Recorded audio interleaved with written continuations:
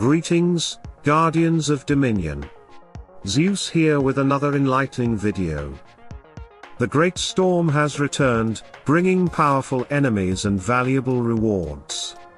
But to conquer the storm boss efficiently, you need the right team. Today, I'll break down the best strategy to take down this formidable foe, and, as a bonus, I'll also test something many players are curious about: can Liria replace Isaac in the top-performing Great Storm team? Let's get right into it. Before challenging the storm boss, assembling the right team is crucial. Your approach can vary, whether it's a magic-heavy squad, a physical damage powerhouse, or a pure damage-focused lineup. The key is to build up storm resistance before diving into the final battle.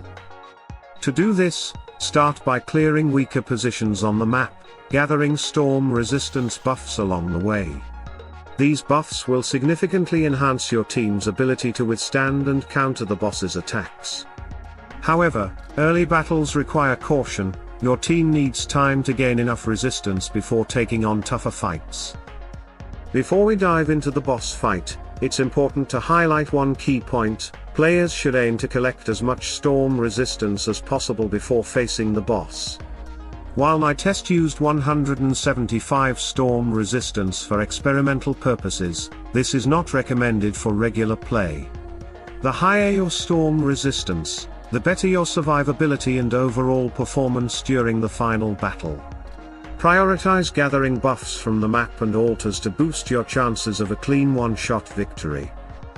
This strategy requires 40 action points in total. 39 points will be used to navigate the map, collect 180 storm resistance buffs, and secure critical enhancements from the altars of power. The final 1 point is reserved for a decisive, one-shot victory against the boss. This ensures maximum efficiency while minimizing risks. The altars of power play a vital role in strengthening the team. At the first altar, we select the buff that increases pure damage dealt by 20%. This is a major advantage for Zeus, Augustus, and Orion. Thanks to Augustus' superconductivity skill, both Orion and Augustus now deal pure damage, making this buff incredibly powerful. It allows them to cut through the boss's defenses effortlessly. At the second altar, the priority is a 20% increase in healing. The storm boss deals massive damage, and this buff ensures Dorian can sustain the team throughout the fight.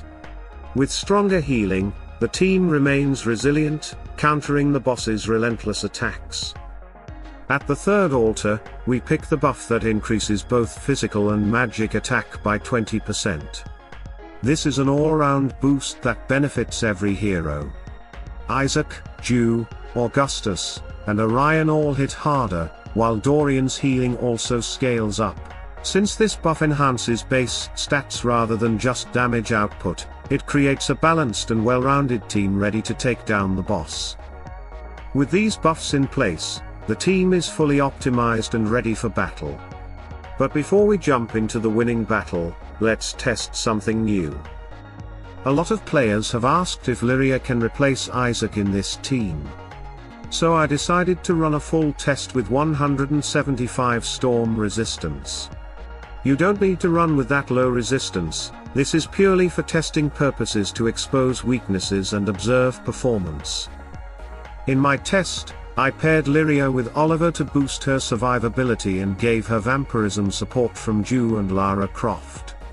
My hope was that her second skill, which grants vampirism, would keep her alive. Unfortunately, it didn't work. Liria was eliminated early in both test battles, unable to withstand the boss's pressure.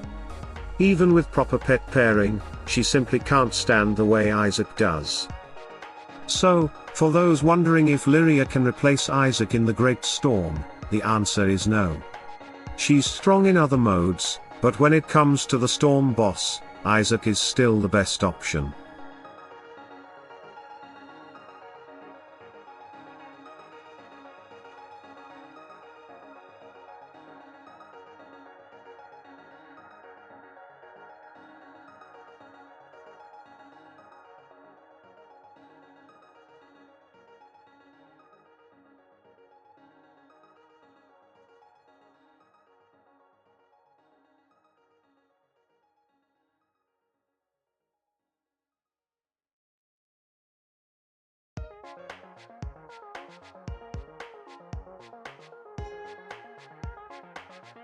Now let's go back to the winning team and see the strategy in action.